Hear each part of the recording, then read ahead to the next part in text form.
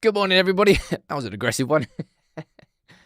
Sam here, United People's TV. How are we all doing? We're here to talk about the latest Manchester United news. We're going to be speaking about, look, should be the last time we really talk about Malacia and Onana. Let's be totally honest. We'll speak about their impending moves, hopefully both of them, to Turkey. Then we'll run through, there's been some chatter around INEOS and their investment in the UK. Oh, they're putting out all the investment in the UK, and people have asked me to speak about it, so I'll speak about that.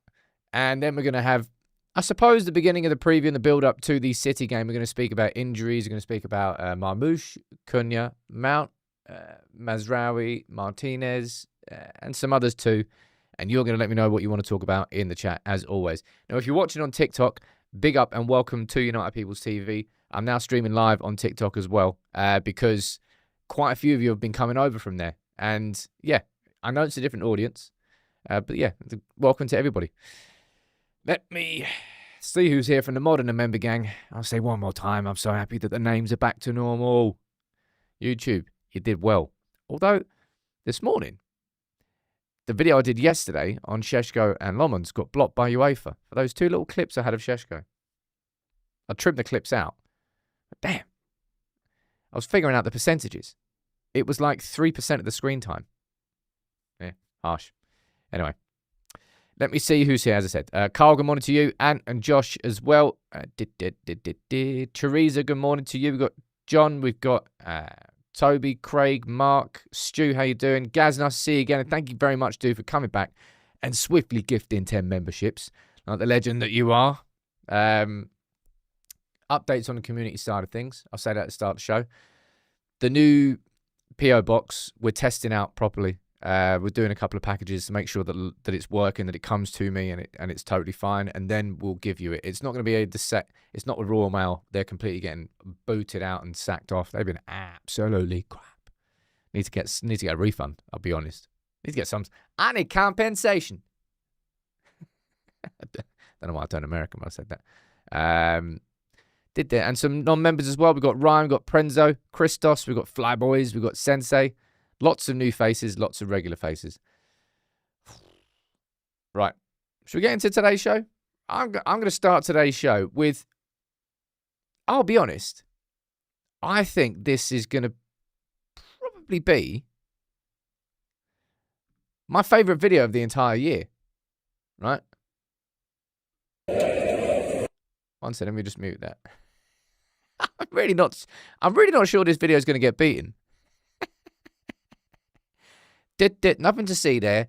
It's just Ralph Ragnik cycling across the pitch. Because he's just had ankle surgery. That's honestly, it's one of the funniest things I've ever seen. I need to see it again. It made me laugh so bad yesterday. Could you imagine that? It's like, it's half-time whistle blows, and he goes, oh, let's wait for the boss to come over. He's just there on an electric bike. Man, that's so funny. That's so funny. Superstar is saying these copyright rules are stifling to their own growth. It wasn't even, like, the amount of... Look, let's be honest. We use a fair amount of footage on here, but I use it in what I would consider fair use way. I don't just use the highlights and try and present that, oh, click here to watch all the highlights from the game. No, that's not what I do. But I may use little segments in player analysis videos or anything like that. I'm telling you, I don't know what the time scale is, but we'll still be here. I'm pretty confident we'll still be here when the copyright changes and we're allowed to use so much more of it. And then we'll be like, oh man, do you remember back in the day when you couldn't really use anything like that? Yeah, I think that's going to happen in the time that we're here together on YouTube. And what a ledge. What a ledge. Thank you, Ralph. I needed that. Something else that happened yesterday. One second here. Right.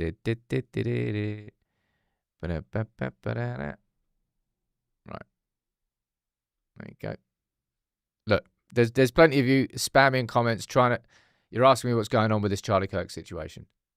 I saw that video yesterday and I was like, as if it's the most grim video I've ever seen in my life.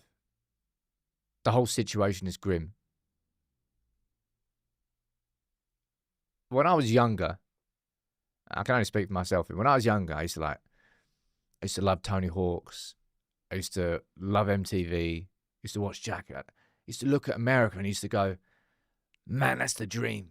I've got to live there. And I could not tell you, I'm sure there are worse places to live, but not 1% of me wants to live in that country. Not 1% of me even really wants to visit. Just grim. Absolutely grim. Right, let's go back to football news. I just wanted to say that as a sweeping statement. That's just my opinion. I thought this was pretty cool. Christian Erikson got here we go for a free transfer move to Wolfsburg. Are Wolfsburg in the Bundesliga? I think they are. Can't remember. They get relegated. Good. I can't say a bad word about Christian Erikson, really, as a person, as a player. I'm really happy for him getting to play in one of the top 5 leagues. Are they in the Bundesliga? I don't know, in the Bundesliga. Anyway. Yeah, Carl, maybe I will come visit New Zealand at some point. That'll be class. They are. There you go. They are in the Bundesliga. So, I think that's a pretty cool move. So, he's still playing football at the very top level. And I still think he'll be very decent there. Now, let's move on to the news. Isn't it? I suppose it's kind of the internet. Is it the internet? I don't really know. Like people trying to drag the conversation into somewhere completely and utterly different.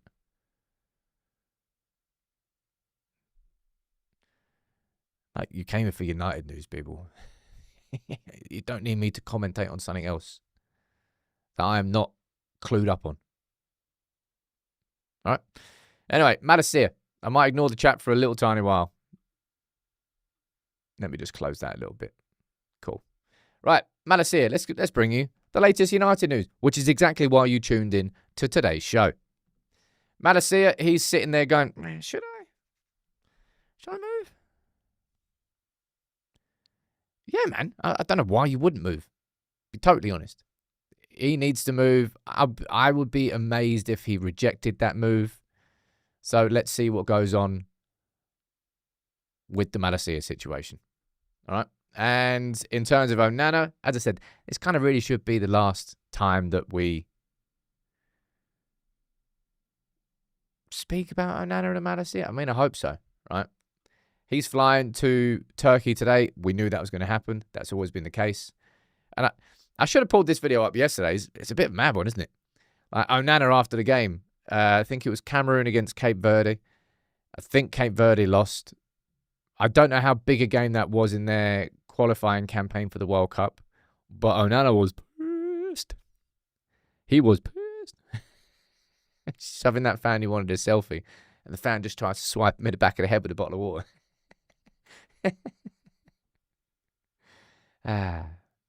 Anyway, I would guess, and this is a guess, Onana's flying out today, completes his medical. We should get the official confirmation. Sorry, I meant Cape Verde one. Why did I say I meant Cape Verde one? We should be getting the official confirmation on Onana to Trabzonspor. I'm guessing tomorrow. Right. And then I want to speak about this because I've got quite a lot of people that have asked me to sort of comment on this. If you haven't seen the news, this is not the first time that we've heard it. And we've kind of seen different elements of INEOS pulling out, certainly from a sporting perspective, kind of, if you look at, I think the first one that they pulled out on was the America's Cup team, on the investment on that. I can't remember, what's the name of the British sailor? Forget his name completely. It's just lost me now. Anyway, they pulled investment out of that, and then they sued INEOS. And then they pulled investment out of Spurs, and then Spurs sued INEOS. And then INEOS countersued Spurs for saying that they haven't, I think, holding talks with Audi. And like, don't meet me down there saying, there goes the new stadium. Look. Oh no, poor INEOS. The profit's going down on oil production and natural resources. Greatest sympathies. This is them reacting. Ben Ainsley, thank you very much. I don't know why Ben Ainsley bloody left mum. Boaty McBoatface. That was when they allowed like the voting to happen for that like new Arctic vessel, wasn't it? Did it end up getting named Boaty McBoatface, or did he get named after David Attenborough? It's like the expedition vessel, wasn't it? INEOS are pulling investment out of the UK because of taxes, because of levies that are going on the costs. And their profit's actually fallen quite a lot over the last couple of years. I imagine like, a business of that size, you would kind of forecast for this sort of stuff, wouldn't you? I think so. Of course, when you look at Manchester United, you look at the money that's gone in. INEOS themselves, I'm trying to remember exactly what it was. I think INEOS themselves are the ones that funded the 25% takeover, but then Ratcliffe himself put personal money in, didn't he? Wasn't that somewhere between 200 and 300 mil? And then all the shares got transferred from Trawler Limited to Jim Ratcliffe personally, I think. I can't remember the exact ins and outs of it. But people are going to be looking at this and saying, oh, because INEOS are putting their money out of the UK, oh, that's it, United are screwed. I think they're very different situations. And if anything, I think you're looking at them pulling in all their different investments from the Spurs situation to the America's Cup team, the sailing team. And you look at the investment in Nice and the involvement in Nice, that's just only going down and down and down. I actually think, if anything, they're probably going to be, if there's going to be one thing they do keep their investment in, it's Manchester United. But yeah, I think people are looking at this and all of a sudden thinking, oh, that's it, United can't afford a new stadium. Oh, United are getting more, well, we're going to get more debt anyway. There's absolutely no chance. I don't think there's been a club in world football, or just like, someone I'll see if you can Google this. Has there been a sporting team ever in recent years when the stadium costs are nuts? Oh yeah, New Zealand Rugby. Thank you very much. That was another one that INEOS pulled out of and got sued on as well. Has there been a sporting team that's built a new stadium that's funded purely by cash? I actually don't know that. Now, the American ones you can't really use as part of this conversation because a lot of stadium funding in America is public money.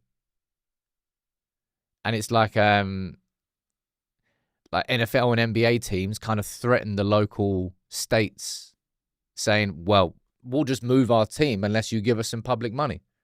Because that having that team in that state, in that area, is so valuable so they can use some public money. You know, I'm not going to get that.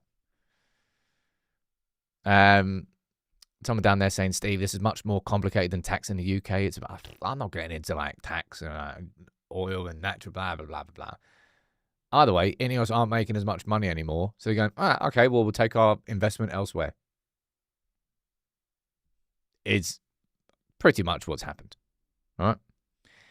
What are we saying down here? Silent Running asking whether Bayern did it. RG is saying SoFi was all private. Is it SoFi or Sophie? I don't actually know. I think that's Stan Kroenke, wasn't it? Stan Kroenke got a lot of that. What? They didn't get any sort of public money for that? I thought that was just like a guarantee in sort of any stadium. Superstar, you're saying the new Broncos stadium. Okay. Well, maybe it does happen out there. I just thought it was kind of par for the course. I thought everybody who was building a new stadium out in America would always use some sort of public funds. Don't really know. God, we're having some terrific conversations here this morning. Tax, UK tax, America. We just not talk about how look, Lenny Yoro made his debut. Was it debut? Actually, I don't know whether it was debut. I can't say that for certain. But Lenny Yoro playing for the French under-21s team. Do you know how disgustingly talented that French team has to be for Lenny Yoro to be in the under-21 still? It's not fair, Gov. Really not fair. But yeah, he's playing for the under-21s, had a good game. Who's the starting centre-back partnership for France? Is it Saliba?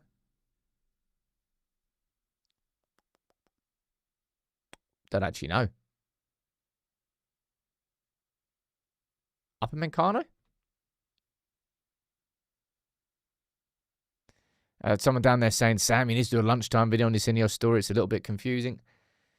Possibly. I mean, it is a very confusing situation. Yeah, I might write that down for next week. Someone's saying Cunha and Saliba. Right. There you go. Either way, the fact that he's in the under-21s team is bloody mad, right? Very much a matter of time. And we've got a video that we're working on in the background on Lenny Yoro. It's something that we wanted to do. We were aiming for a release today, but we might be slightly delayed. And if that is the case, then this will drop on Saturday before the game. And it's a little tiny mini doc highlighting just how much this lad has developed since he joined United. Because he really, really has.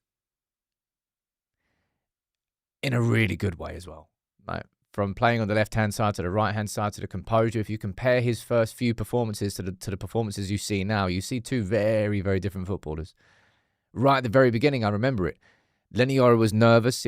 Every time he received the ball, he kind of turned sideways or backwards and just found a teammate. Right, just don't lose the ball. Easy. Let's settle in. And you compare that to him now, where he'll take the ball sometimes and stride forward 20 yards. Got his first, was it his first United goal? The one against Fulham? Was that Fulham? It was Fulham. I think it went down as an own goal anyway. Yeah. You'll like that video. I'm looking forward to releasing it. Might have to cop that. No, I'm not going to. I've got so much bloody United clothes, it's ridiculous. Darren saying, who scouted Yoro?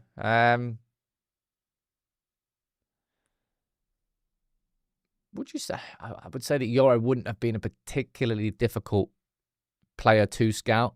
That would have been like, at the time when he went to the French league, go, who are the top 5 players under the age of 19 or 21, if you want to do that? Yoro would have topped or been right up there on every list, really. But what United did was steal a march on Real Madrid. That's unequivocally what we did. We paid over the odds because we believed in him so much, and we have massively hit the bullseye. Massively hit the bullseye, haven't we? You know how many times we've been saying that? Oh, yeah, first goal was against Lyon in the Europa. Cool. Was it first Premier League goal then? It's kind of what we've been calling for it as well. You know, I was saying like United just can't really afford to miss as much anymore. I'll be totally honest. Kind of a segue here. I think if I was to look at every single signing so far under INEOS, I question whether any of them have been misses. And by misses, I'm talking about Anthony was a spectacular miss. Højlund ended up being a big old miss. Manchester United transfers. Have any been... obviously, I think there's varying degrees of how successful the signings have all been under INEOS. But I don't particularly think that any of them have been a miss. Let's have a look. Well, we can't judge about any this season anyway. Oh, no, not that season. Give me all seasons. Oh, for goodness sake. Stupid website. Last summer, hit. I do think Ugate's been average, right? But I don't think Ugate's been a bad signing. As I said, we're talking about Anthony levels of signing. Probably the least amount of impact. I think you could have a debate about Ugarte if you wanted to. All right. De Ligt, don't think that's a miss. Xerxes, I think A is a great player already. No, great player already. I think there is a great player in Xerxes. And I think we're going to see it this season. Dorgu, I think you're just going to see him develop and progress. And Mazraoui was probably the bargain of the whole summer last season. We'll speak about Mazraoui a little bit later. Was that their first summer? Were they the summer before as well? Nah, that wasn't their summer. That was the summer before. My God. Højlund, Mount, Onana, Amrabat by India. If you don't laugh, you'll cry. This is what I mean about misses. Like, Højlund, first season, did more than enough for me to consider that, there's potential there. Second season, woof. And he's gone now. Mason Mount, it's been a miss. This season, I hope that narrative changes, but up until now, complete miss. Onana, you may as well have burned the money. Amrabat, well, that was on loan. It's all right. Buy in there. You kind of get the point. I don't think there's been... I think if you want to argue about Ugarte, you can argue about Ugarte if you want. But other than that, I don't think there's been misses from INEOS. Varying degrees of successes given. But no misses. Chilbey, it's a great name, saying, what do you think about Mazraoui as a number 6? We'll speak about Mazraoui a little bit later in the show. I've got his photo lined up here so we can have a conversation about him. But in terms of him as a number 6, not really sure why I would play him in a number 6. I'll be totally honest. Gazzy saying Ugarte isn't a 6, wasn't signed for that. I mean, Ugarte is exactly a 6. That is precisely why he was signed. The reason that Ugarte is getting shown up more in this formation is because when you play 2 in midfield, I mean, when you say it like this, it's really bloody obvious, but when you play 2 in midfield versus you play 3 in midfield, those 2 in midfield have to do more. They do. And it's why the demands on United's midfielders are so much higher than most teams, because most teams do have 3 in midfield, but United don't.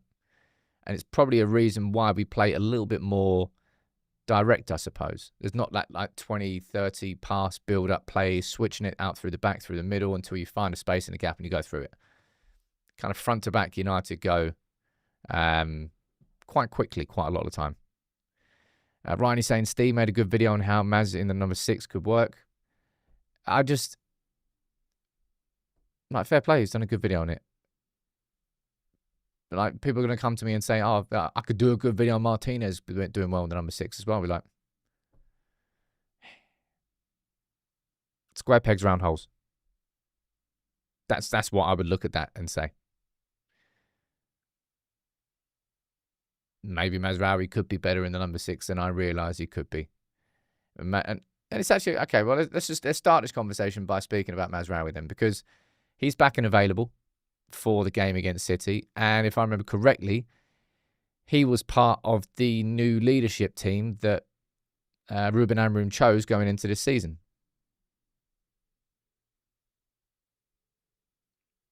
I think Maguire was as well, and currently De Ligt is our central centre-back choice. So it's not... The fact that you're in that leadership team does not guarantee that you are a starter, right?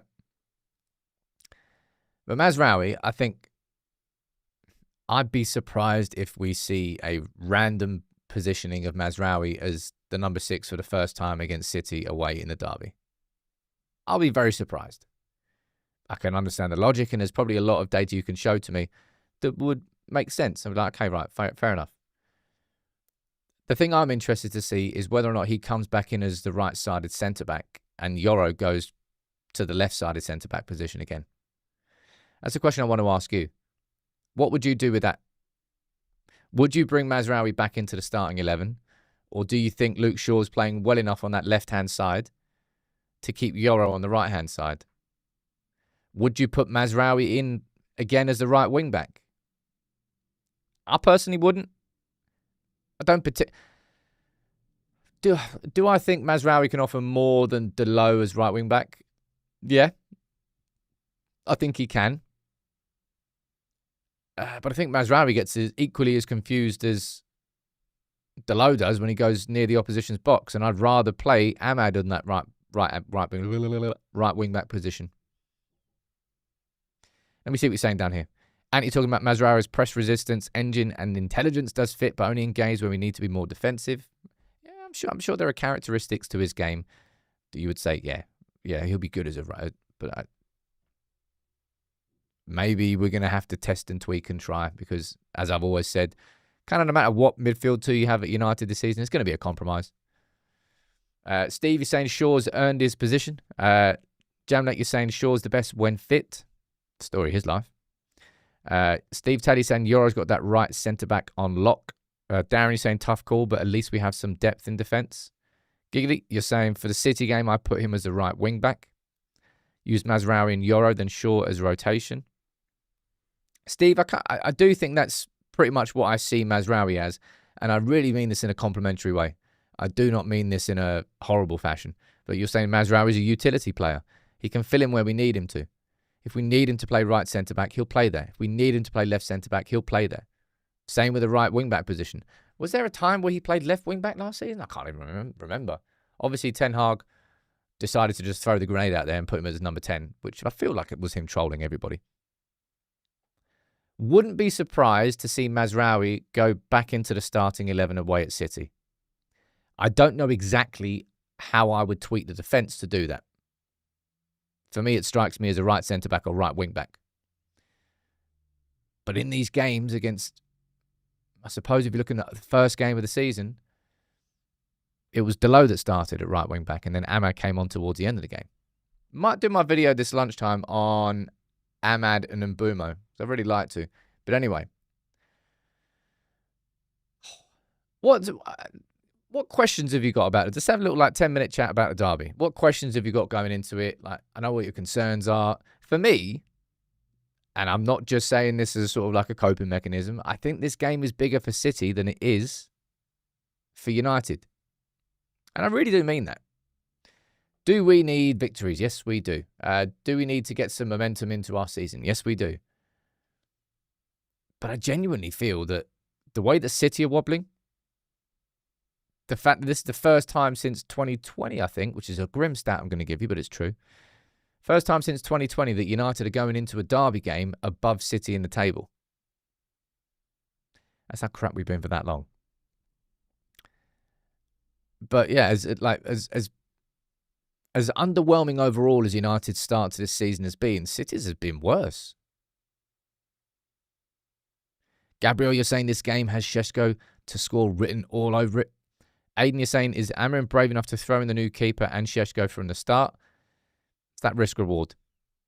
Right, I've spoke about them both yesterday in my video here, just sort of summarising what happened during the international break for Šeško and what Lomond's got up to because he wasn't away on international duty. UEFA slapped the video up, but I have took those little clips out because they were only 5-second clips, 2 5-ish second clips in a 8-minute video. So there's still a whole video there for you. If you haven't watched it and you watch it, you go, it's a bit weird. There's a little parts which will skip because those little clips have been removed. But both of them, I think, should be fit and ready to start. It's down to a choice. Jason is saying we're usually okay in the Etihad. We've looked at Guardiola and Amorim last season. Amorim didn't lose to him. Last game was Sporting. Did he play him in the group? Did he play him twice in the group stage? I'm guessing he did. He must have done. And then we beat them away 2-1. You know what that game was. Sit deep, soak it up. And I think that's the thing I'm looking forward to watching the most and understanding. United have approached these bigger games in a very specific way, which has worked. As bad as it's been under Amorim so far in terms of the results overall in the Premier League, our results against top teams, drew away at Liverpool, drew away at Arsenal, beat City away, and we were competitive in all of those games and competitive in the home games too. It wasn't always as exciting. And you're saying, I'm sorry, Sam, but since when do we give a toss of what goes on with City? We need to win this, City, shaky or not, we need to win. It's equally as important for us. I'm just talking about pressures on the managers because there's different pressures that can squeeze you in different ways. The pressure of delivering on expectation versus the pressure on, oh my God, I know what's coming behind me if I don't win this game. Like the impending doom pressure. I know there's no group stage in Champions League now. I'm talking about was it last year? Year before. Who cares? Who cares? Stupid Champions League. It's going to be a while before we're in it. Right, let's speak about the individuals because Marmoush has been ruled out. I don't actually know who starts up front for City these days. What was their last start? What was their start 11 against Brighton? Man City results. Let's have a quick look. And the game before, they lost at home to Spurs. Shame. I don't know who their team was. So Harden, Marmoush, and Bob. I'm guessing that means they start Cherky. Don't know. Rodri, Reinders. So Rodri was fit to start. Was that the first time he started in a while? And Silva, back four of Ait Nouri, Kuzanov, Stones, who has got a bit of a niggle, I think. He didn't go away in international duty. You got Mateus Nunez playing right wing back, right back. Don't actually know. Is Cherky out as well? I don't know. I'm going to be doing the full preview tomorrow. I'll be going out, so we'll have all the injury news. I'll look at all of that. I don't actually know whether Cherky's out or not. It's just I mean, you know the danger man is. Tell you what I'm looking forward to. Little bit of Delict on Haaland. Because Delict, it's going to be a lot harder for him to do to Haaland what he did to Gyökeres. But he went very aggressive. And I think he did the same thing in the Fulham game as well. It's kind of like, it feels like the central centre-back is being given the freedom to be a little bit more aggressive in pushing forward and trying to intercept, kind of safe in the knowledge that you've got your two wide centre-backs. Just in case you do miss it and he spins you out, then you've got cover behind you. It's going to be interesting. There's going to be some good sort of on-the-pitch rivalries. Rivalries? Battles. That's the way I would call it. Now, we still don't know whether Cunha is going to be fit. We still don't know whether Cunha is going to be fit. And we don't know whether Mount's going to be fit. I'll speak about Mount next. My expectation is that if I was to predict it, I would say that Cunha will be in the matchday squad. He'll be on the bench, but Amorim will, if possible, not use him for 1 minute. If there's, I don't know, if United have got 10 minutes left and we're holding a 1-0, so probably like the last 10 minutes of the game, kind of no matter what's happening. 10 minutes left and we've got a 1-goal lead and we need to hold it and we need like an outlet who can offer that up front. You might bring Cunha on. Or you might bring Xerxes on. He might be a better one for that. Or 10 minutes to go and you're 1-0 down and you need a goal, then you might turn to him. I think I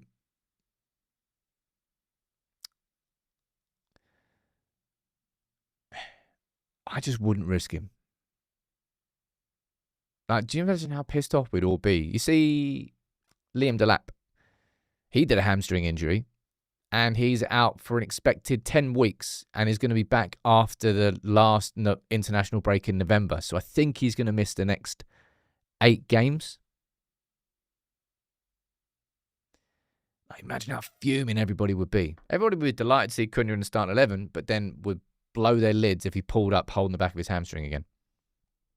I don't think that risk gets taken.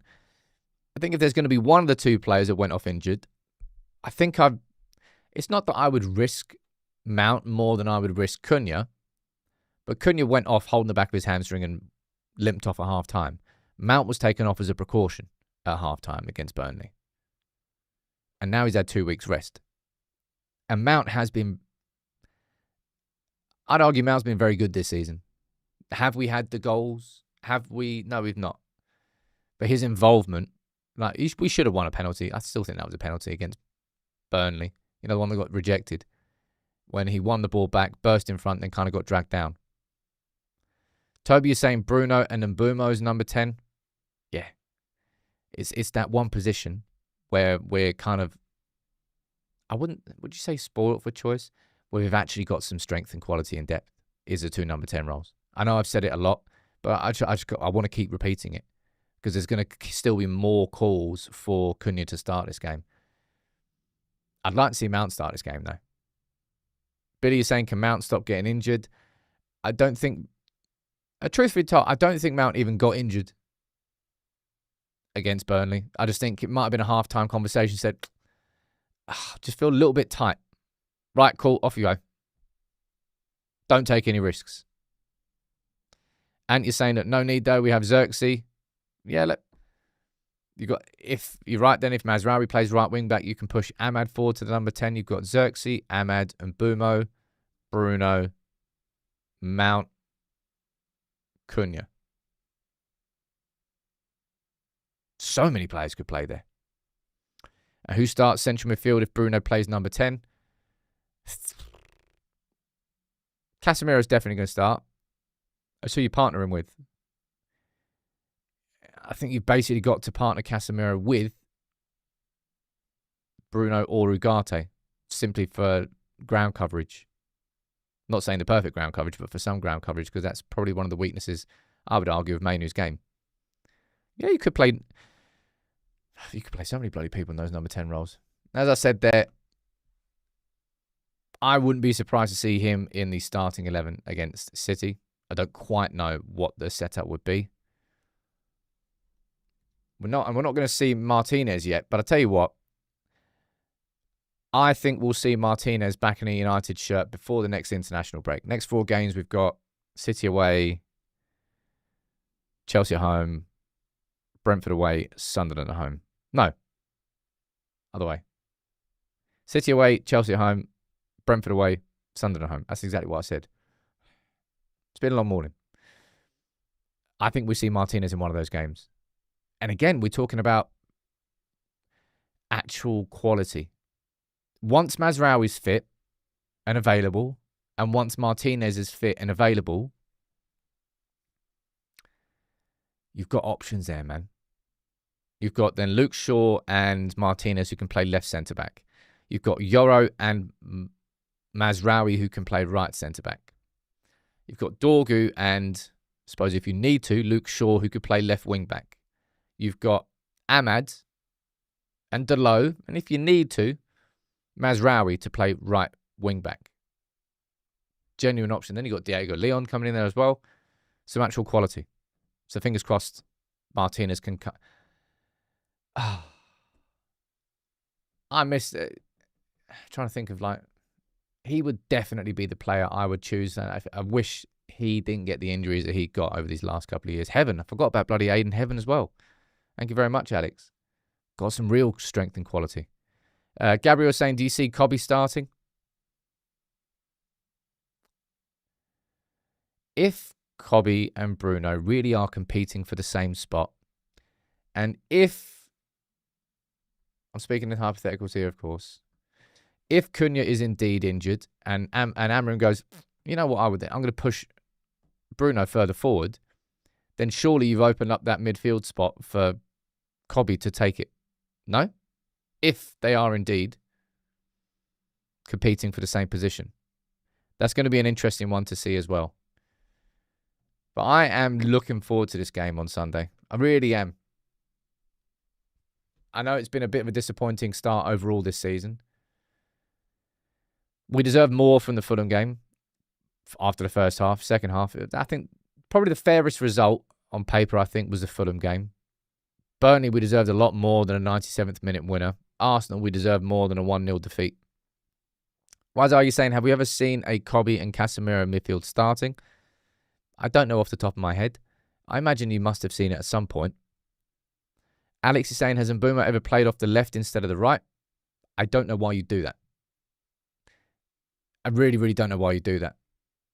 And I'm going to run through some key moments from the Burnley game in the lunchtime video to kind of highlight exactly why you just wouldn't do that.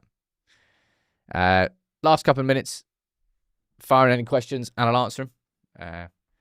Bit of a bear. Quite a few of you still asking about Mazraoui as a central defensive midfielder. Hey, look, it could be. I'm sure Steve has done the research and he's looked into the numbers and he's looked into his profile and he's like, okay, well that fits. Tell you what, pretty good fit.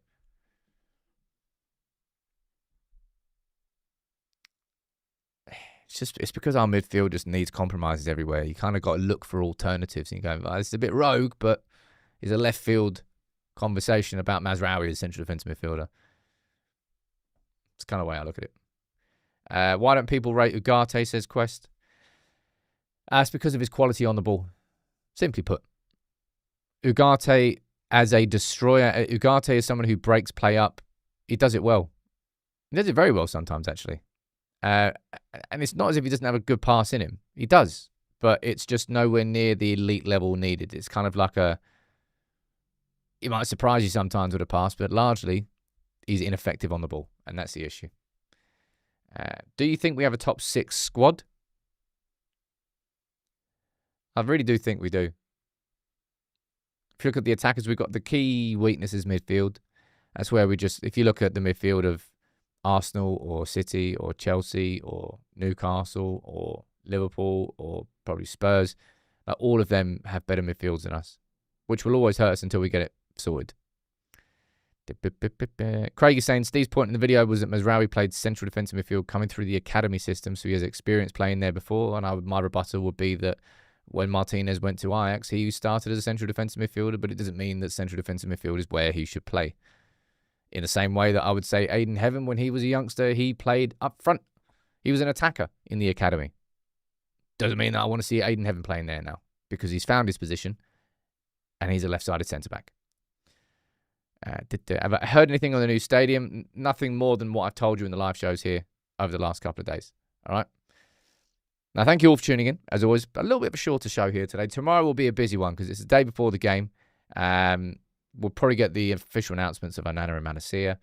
And we've got the press conference tomorrow afternoon. So lunchtime today. Tell you the plan for the videos coming out the rest of the week. Lunchtime today, I'm going to do a video on Ahmad and Mbumo. And kind of what we saw against Burnley and how I want to see more of that. I think City's a perfect game for it. Tomorrow will be the City starting 11 video. Saturday will be a little mini doc, I think, on Lenny Yoro, his development since last season, and a conversation about him. And of course, Sunday is game day. All right. So make sure you tune in tomorrow. Thank you all for getting involved. If you're here from TikTok still, big up to all of you for staying towards the end. And I will see you tomorrow morning at 10 a.m. UK time. Bye-bye.